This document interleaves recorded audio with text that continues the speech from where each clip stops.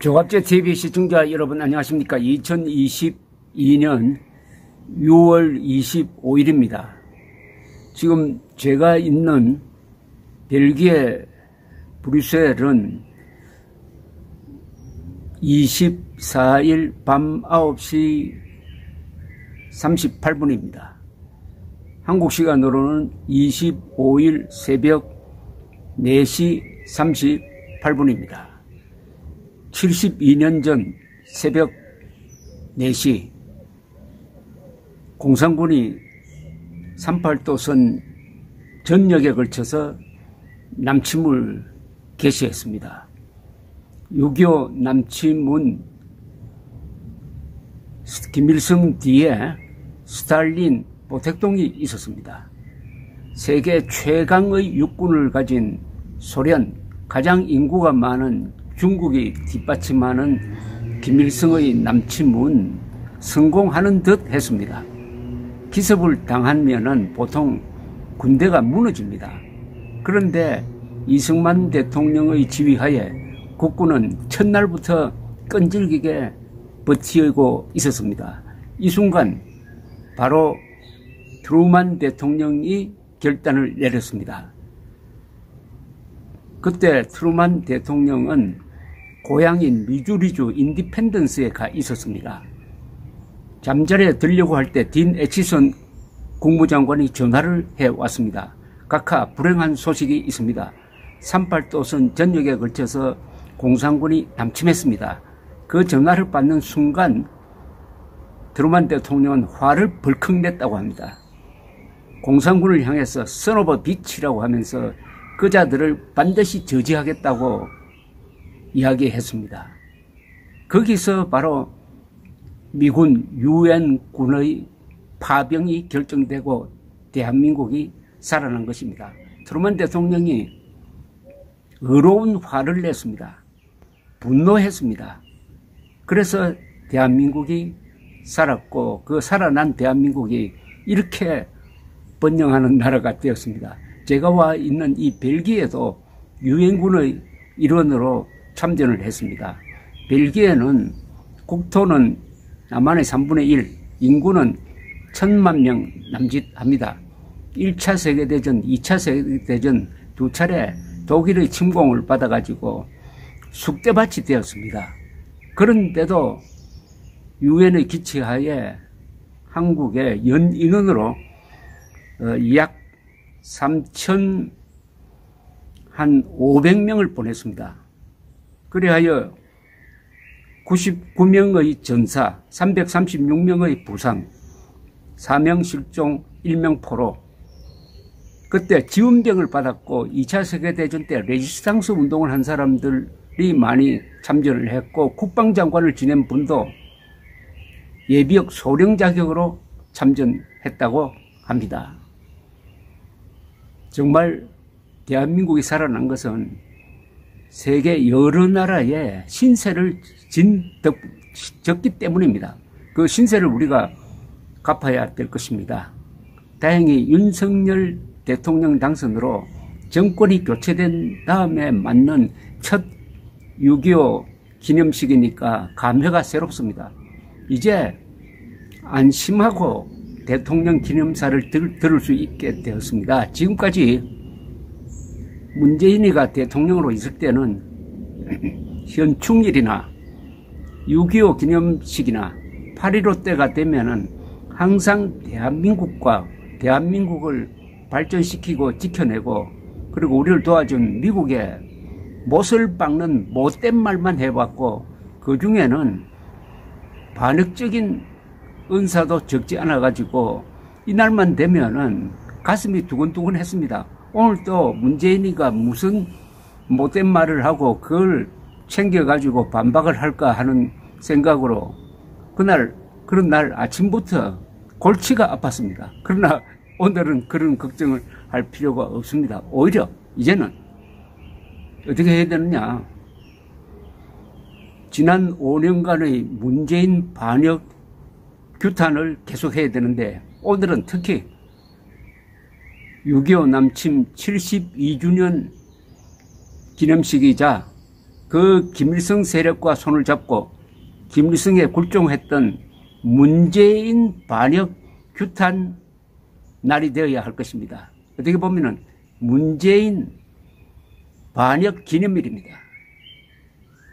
문재인 반역 기념일 어떻게 기념할 것이냐. 그동안 5년 동안 문재인이가 헌법을 위반하고 대한민국의 역사적 정통성을 부정하고 반국가적 행동을 하고 한미일 동맹을 파괴하려고 한 이런 반역적인 행각을 낱낱이 기록하고 고발하고 재조사해야 합니다. 지금 진행 중인 해수부 공무원 피살 및 월북 조작 사건, 이런 게 앞으로 계속 나와야 합니다. 그래하여 문재인이가 지난 5년 동안 지우려고 했던 대한민국을 다시 일으켜 세우기 위해서는 문재인을 폭로해야 합니다. 문재인의 반역, 이적, 문명 파괴, 헌법 위반을 기록할 뿐만 아니라 그걸 가지고 세미나도 하고 시위도 하고 그리고 형사고발, 인사소송을 통해서 반드시 응징해야 합니다. 자, 그런데 정권이 바뀌니까 이렇게 마음이 편합니다.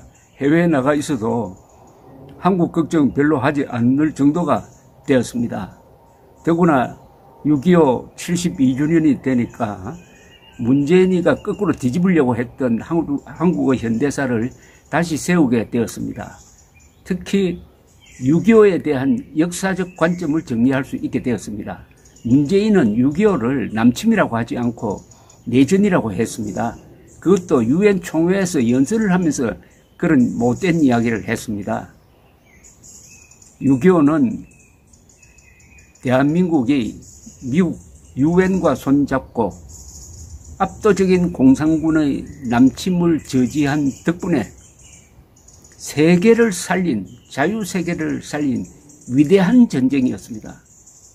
그러나 6.25는 아직 끝나지 않았습니다. 6.25는 언제 끝나느냐?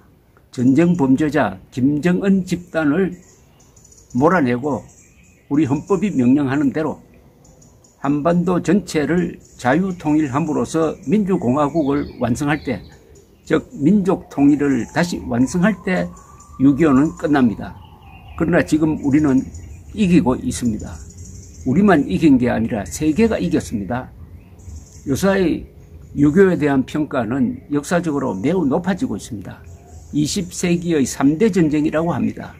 1차 세계대전은 제국주의를 몰락시켰습니다. 독일 제국, 오스트리아 제국, 러시아 제국, 오스만 투르크 제국을 몰락시킨 1차 세계대전. 2차 세계대전은 나치즘, 파시즘, 일본의 군국주의를 몰락시켰습니다.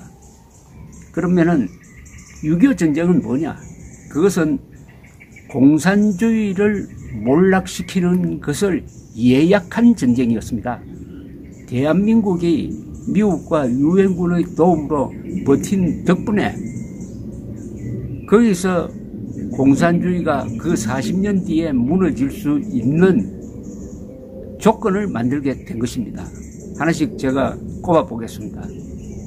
6.25 남침에 국군 이승만 특만 대통령 유엔이 맞선 덕분에 첫째, 대만이 살았습니다. 남침 소식을 듣자마자 트루만 행정부는 그동안에 포기하다시피 했던 대만을 지키기 위해서 대만 해협에 7함대를 파견하게 됩니다. 이렇게 해서 대만을 보택동에 넘겨주지 않게 되는 것입니다. 대만 사람들 한국에 감사해야 합니다. 두 번째, 일본이 경제 부흥하게 되었습니다. 군수물자, 전쟁물자를 제공하기 위해서 일본의 산업이 풀가동하게 되었습니다. 일본의 경제 부흥이 이루어졌습니다.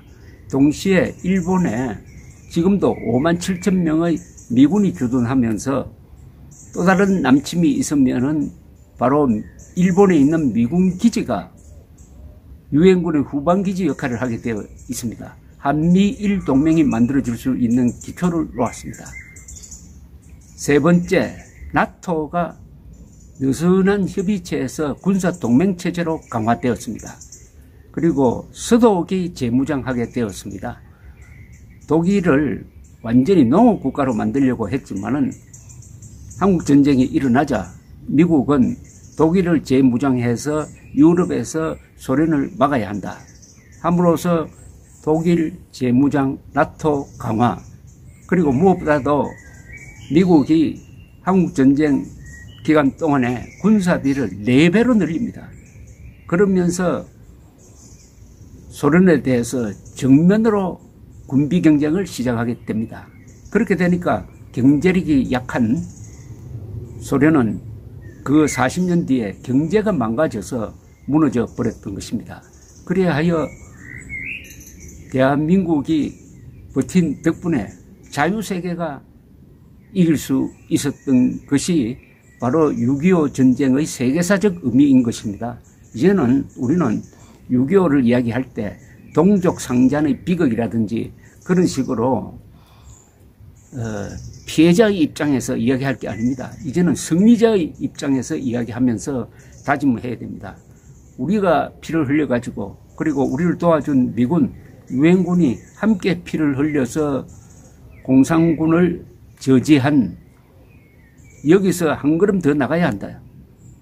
한국은 아직도 미래가 결정되지 않았습니다. 지금 식으로 분단이 오래 계속되면 대한민국의 발전은 더 이상 나갈 수가 없습니다.